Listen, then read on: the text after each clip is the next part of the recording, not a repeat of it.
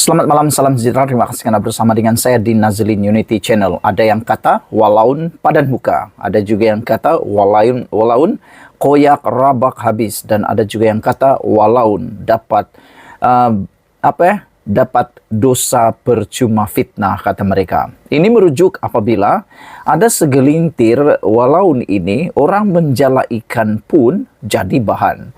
Orang menjala ikan pun dijadikan putar belit.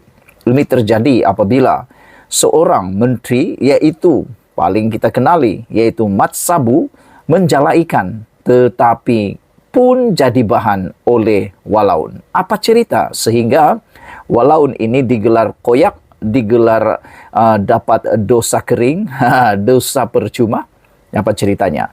Walaun koyak menjala saja pun bukan berkaraoke tengah malam. Ini merujuk kepada salah seorang pemimpin daripada PAS yang telah pun berkaraoke sehingga ke larut malam, dan apa yang dinyatakan oleh PAS selepas itu amat mengejutkan seluruh orang. Penyokong pembangkang yang mesra digelar sebagai walaun, dilihat koyak dengan perkongsian gambar terbaru Menteri Pertanian dan Keterjaminan Makanan, yaitu Datuk Seri Muhammad Sabu. Datuk Seri Muhammad Sabu menerusi Facebook rasmi beliau memuat naik gambar beliau menjala pada hari Minggu ini. Hasil tangkapannya yang dilihat agak banyak dengan dibantu dua lagi individu menarik jala tersebut.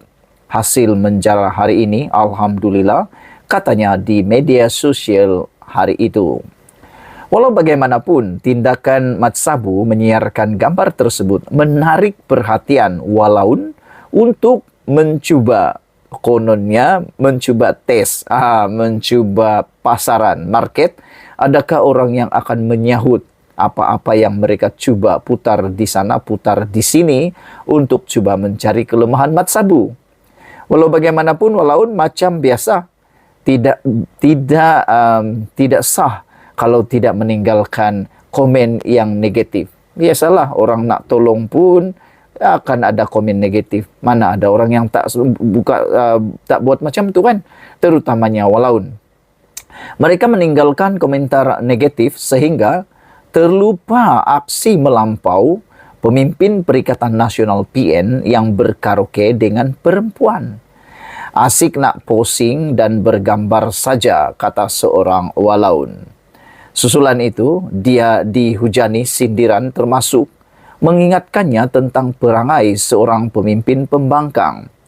Posing menjala saja pun bukan karaoke, kata salah seorang daripada netizen di ruangan media sosial.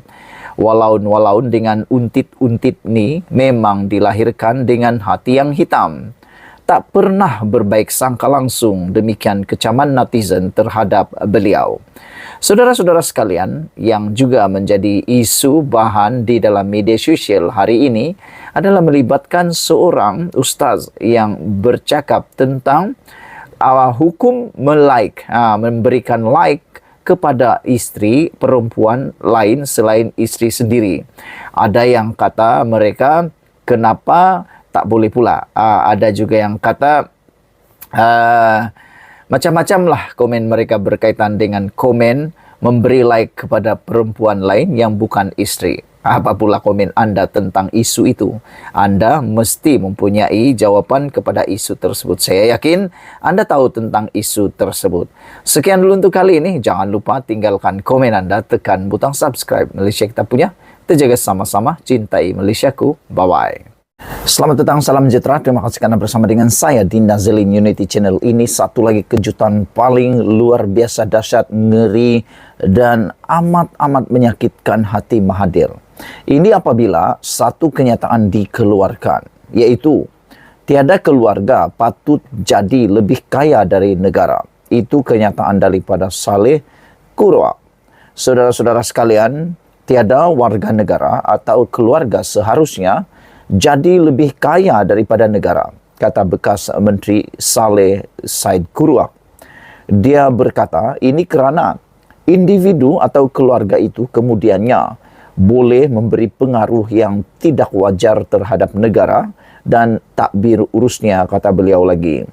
Kita tidak seharusnya membenarkan keadaan di mana rakyat atau keluarga persendirian boleh menjejaskan kepentingan awam negeri atau negara serta demokrasi.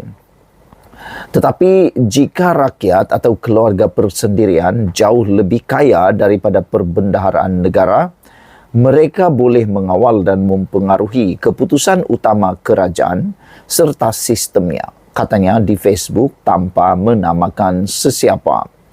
Pada 21 Disember, SPRM menyita Menara Ilham, sebuah bangunan bernilai komersil tinggi yang terletak di Kuala Lumpur.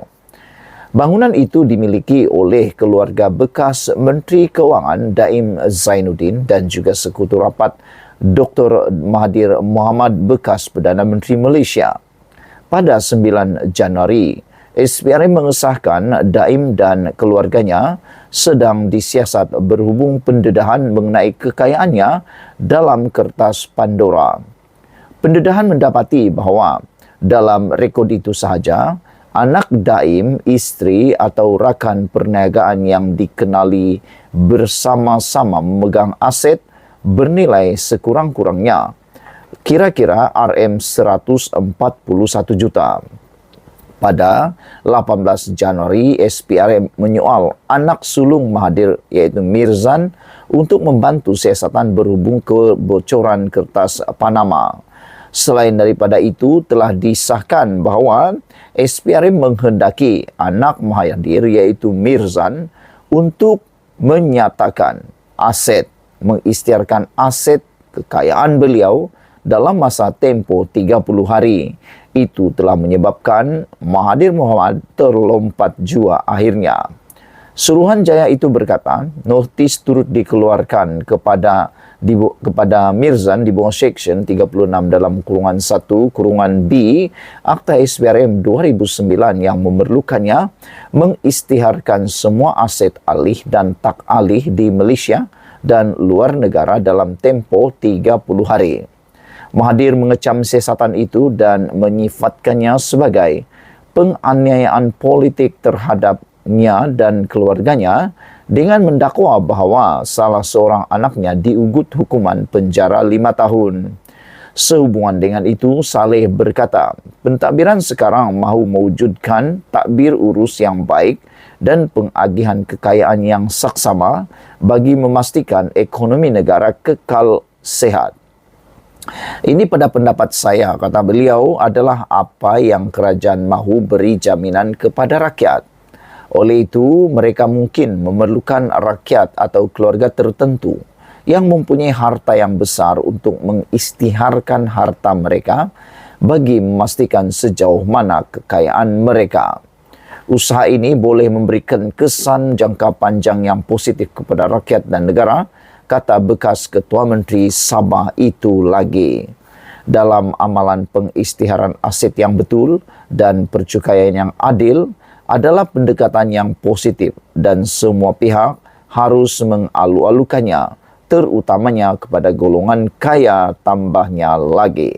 Saudara-saudara sekalian, dengan adanya pengukuhan kata-kata daripada Saleh Said Kuruak ini, maka kita harus tahu bahawa di Malaysia tidak ada keluarga yang perlu lebih kaya daripada negara ini untuk mengelakkan daripada sebarang kesan negatif dalam jangka panjang.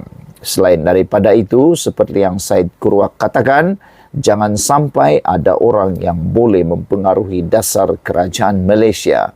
Sekian dulu untuk kali ini. Jangan lupa tinggalkan komen anda, tekan butang subscribe. Kita jumpa lagi. Bye-bye. Selamat petang, salam sejahtera. Terima kasih kerana bersama dengan saya di Nazlin Unity Channel. Daulat tuanku, daulat tuanku. Betapa hebatnya Sultan Abdullah yang menjadi yang di Pertuan Agong kita pada waktu ini.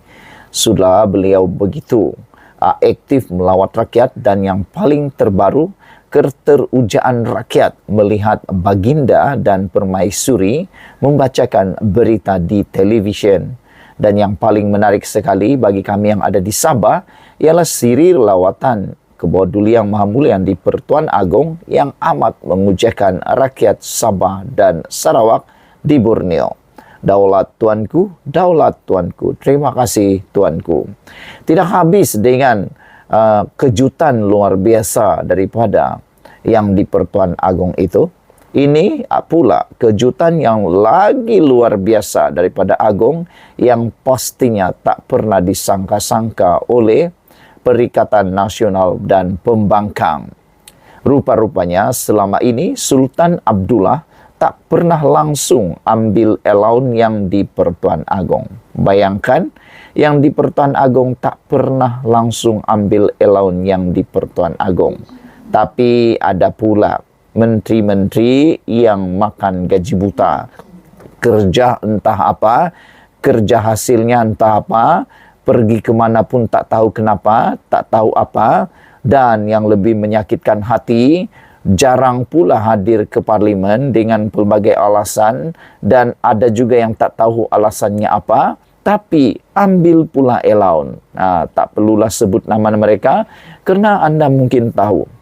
Tak kiralah mereka itu daripada kerajaan kah, daripada pembangkang kah, anda harus malu dengan tindakan Sultan Abdullah yang tak pernah langsung ambil allowance ini. Mesra dan cakna kesejahteraan rakyat, itulah kepribadian yang di Pertuan Agong.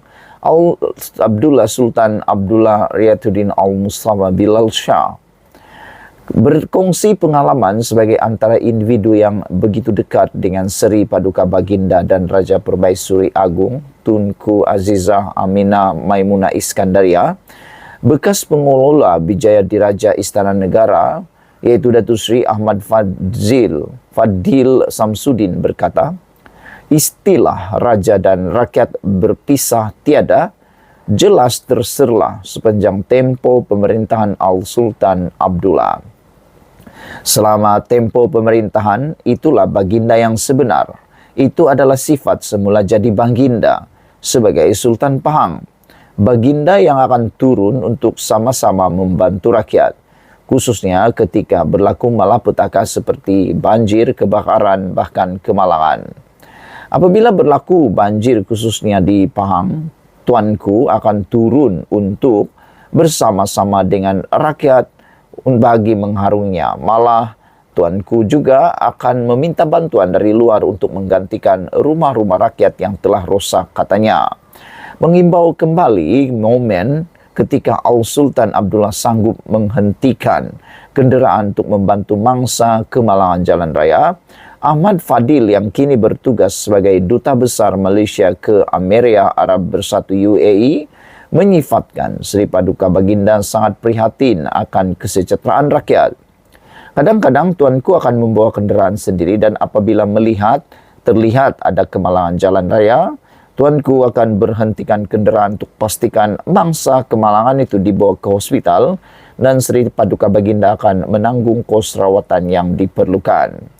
Untuk makluman, tuanku juga tidak ambil allowance sebagai yang di Pertuan Agong sehingga sekarang, dan allowance baginda termasuk Raja Permaisuri Agung dihalalkan